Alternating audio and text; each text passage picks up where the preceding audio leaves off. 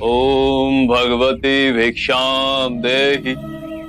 ओम भगवती भिक्षाम देहि।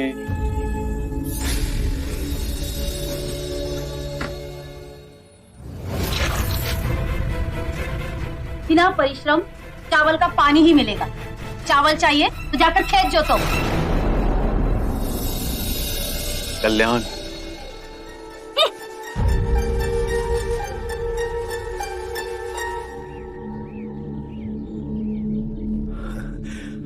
आपका व्यवहार आश्चर्यजनक है। उस महिला ने आपके साथ दुर्व्यवहार किया और आपने उसे आशीर्वाद दिया। आप में तो शांति का स्रोत बह रहा है। मैं तो निम्न हूं, ये मेरे गुरु का प्रसाद। कौन है आपके गुरु? शाक्य मुनि बुद्ध। यह अविचलता का ज्ञान मुझे समझाएंगे? मैं ज्ञान दूं? मैं तो अभी भी उनसे ज्ञान प्राप्त कर रहा हूं। वो कहते हैं मध्य में रहो। मध्य बिंदु में न दुख तलपता है, ना ही सुख बहा ले जाता है। और कहां है यह मध्य बिंदु? शाक्य मुनि कहते हैं हर व्यक्ति के अंतर में है ये मध्य बिंदु। केवल जाग जाओ तो वो सबको प्राप्त है।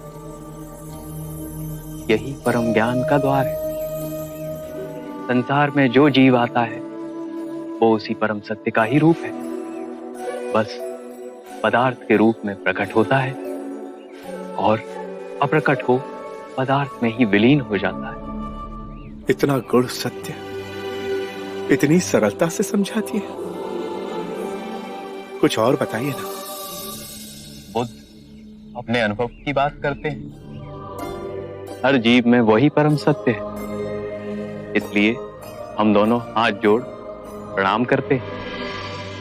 ये कोई भौतिक संस्कृति की बात नहीं, ये इस बात की सूचना देती है कि मेरे अंदर का परम सत्य आपके परम सत्य को पहचान रहा है, चाहे आपको ये ज्ञात हो या ना हो। क्या आपके गुरु मुझे अपना शिष्य स्वीकार करेंगे? अवश्य। हम शीघ्र ही मिलेंगे आपके गुरु शाक्य मुनि से। मोगलाना, मोगलाना, हम जिसे ढूंढ रहे थे वो मिल गया। शाक्य मुनि बुद्ध, उनके कथन अनुसार हम सबके अंतर में एक परम ज्ञान का द्वार है। उन्होंने स्वयं इसका अनुभव किया है। वो सुनी सुनाई बात नहीं दोहराते, अपने अपने अनुभव की बात करते हैं। तो देर किस बात की मित्र, चलो अभी उनके पास चलते हैं।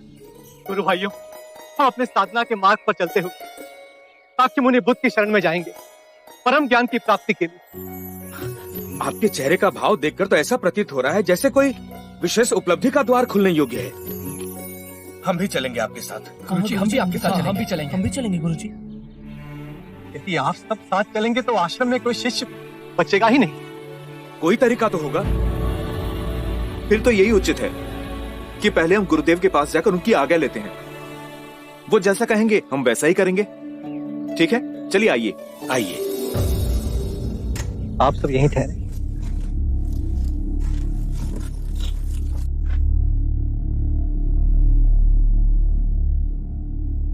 प्रणाम गुरुदेव।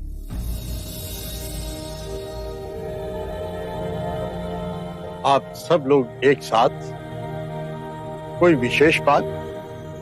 गुरुदेव, शाक्य मुनि बुद्ध मगध पधारे। हम सबका अंतर कहता है कि वो हम सबके लिए मोक्ष का द्वार खोलेंगे। यदि आपकी आज्ञा हो तो हम उनकी शरण में जाएंगे। हाँ गुरुजी, हम भी चलेंगे। हम भी चलेंगे आपके साथ चलेंगे। आप सब चले जाएंगे? मैं तो चाहता था कि तुम और मोगलाना आश्रम के कार्यभार को अपने हाथ में ले और अपने निर्णय से चलाओ। मुझे कोई आपत्ति ना होगी। गुरुदेव, जब हम घर छोड़कर आ गए तो अब हमें इस आश्रम के मोह में कृपा मत बांधिए। हमारी आत्मिक प्रगति साक्य मुनि बुद्ध के पास होगी, ऐसा विश्वास है मन में। यह आश्रम भी तो आपकी धरोहर है। गुरुदेव, कृपया आश्रम के मुंह से हमारे पांव में बेड़ियां न डालें। तो फिर ठीक है, जाओ और परम ज्ञान को प्राप्त करो। मेरा आशीर्वाद सदा आपके साथ है।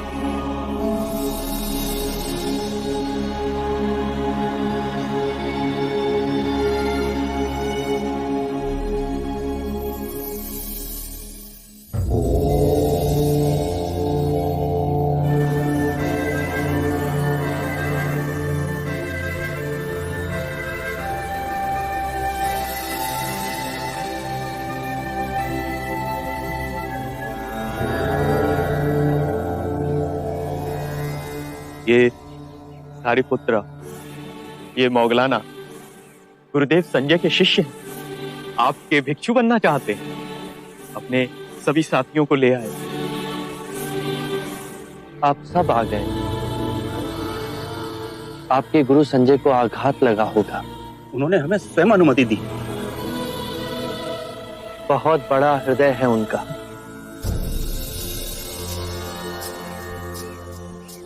हमें वो अलौकिक दृष्टि नहीं है। अस्ता जी से आपकी सुगंध का समाचार आया। हमें लगा कि आपके चरणों में हमें मुक्ति प्राप्त होगी। आपको देखा तो लगा कि जन्म जन्मों की खोज पूरी हुई। हमें मत ठुकराइए, हम पर कृपा कीजिए। जब आप सबने पहला पग उठा ही लिया है तो मैं इस मार्ग में आपका संरक्षण अवश्य करूंगा।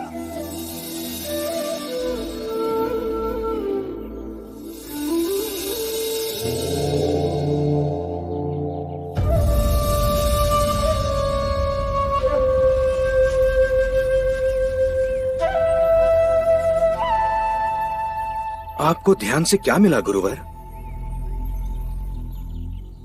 कुछ नहीं। क्रोध खोया, उदासी खोई, चिंता खोई, असुरक्षा की भावना खोई, वृद्धावस्था का भय खोया और मृत्यु के दर पर विजय प्राप्त हुई। मेरे भिक्षुओं, मैं अच्छे आचरण को ही सबसे उच्च मानता हूं। यदि जंगल में आग लग जाए तो उसे बढ़ने के लिए वो अपने मार्ग के सभी पौधों और वृक्षों को खाती। जितना ईंधन खाती है उसकी अग्नि की तीव्रता और व्याग्रता उतनी ही अधिक बढ़ती जाती। उसी प्रकार दुष्ट प्रवृत्तियां, क्रोध, चिंता, लोभ, भय तब तक ही बलवान रहेंगी जब तक हम उसे ईंधन देते रहेंगे। घृणा और लालच की अग्नि तब तक ही प्रज्वलित रहती है जब तक हम उसे संसार की कामनाओं से बांधे रखते हैं। यदि किसी व्यक्ति का सारा ध्यान जीवन का परम दिव्य धन कमाने में, तो वो जितना कमाएगा उतना ही उसका मन कलेश से भरा रहेगा। वो कभी संतुष्ट नहीं होगा। उसके प्राणों को हमेशा एक भय बांधे रखेगा। यदि ये धन समाप्त हो गया तो? यदि किसी व्यक्ति ने इन बेड़ियों को ही काट दिया तो ना उसे आने वाले कल की चिंता रहेगी, ना बीते हुए कल का बोझ। वो स्थिर रहेगा, जीवन के हर क्षण को जिएगा, मध्य में ही केंद्रित रहेगा। उसे इसी समय इस सृष्टि का आनंद प्राप्त होगा।